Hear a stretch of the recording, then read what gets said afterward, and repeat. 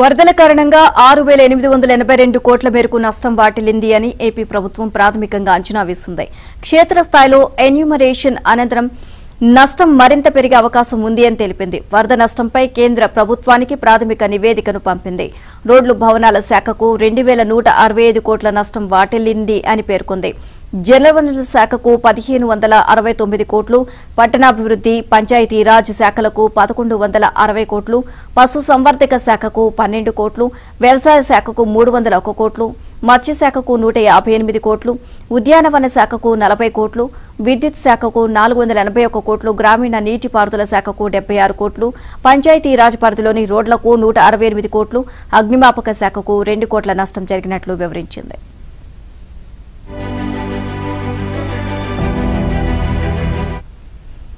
Overall గా ఈ అంశానికి సంబంధించి మరింత సమాచారాన్ని మా కరెస్పాండెంట్ సత్యాన్ని అడిగి తెలుసుకుందాం. సత్యం, మొత్తం కూడా దీనికి సంబంధించి పూర్తి అప్డేట్స్ ఏంటి?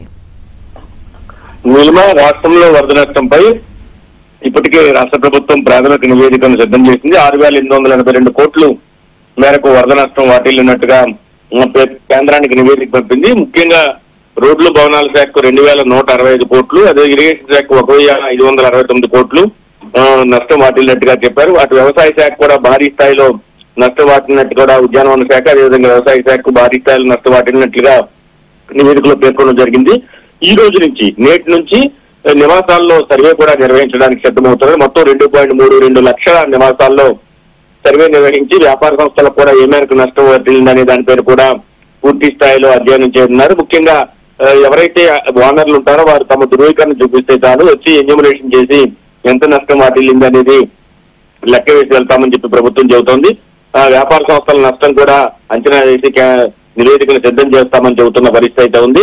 కుటుంబ సభ్యులు ఏ ఒక్కరో ఉన్నా చాలు ఈ రోజు నుంచి 3 రోజుల పాటు ఈ ఏదైతే ఎన్యూమరేషన్ అనేది జరుగుతుంది కాబట్టి ప్రతి ఒక్కరూ ఇళ్ల వద్ద ఉండాలని చెప్పి ఇప్పటికే కలెక్టర్ కోరిన పరిస్థితి అయితే ఉంది. రెవెన్యూ సచివాలయ సిబ్బందిలో ఒకవేళ ఎవరైనా లేకపోతే కనుక సచివాలయంలో సమాచారం ఇస్తే కనుక మరొకసారి ఎన్యూమరేషన్ కు రావడం కూడా జరుగుతుందని చెప్పడం జరిగింది. మరోవైపు విపత్తుపై రాష్ట్ర ప్రభుత్వం ఒక యుద్ధమే చేస్తుందని మనం భావించాలి.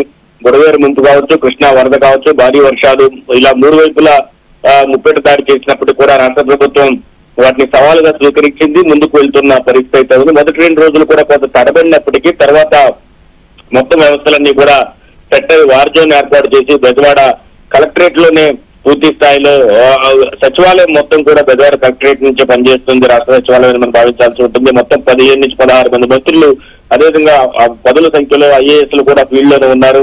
సిసోడియా ఇలాంటి సీనియర్ ఐఏఎస్ కూడా మంచినీళ్ల బాటలు, అదే ఆహార పదార్థాలు పంచిపెట్టారు ఇంటింటికి వెళ్లి.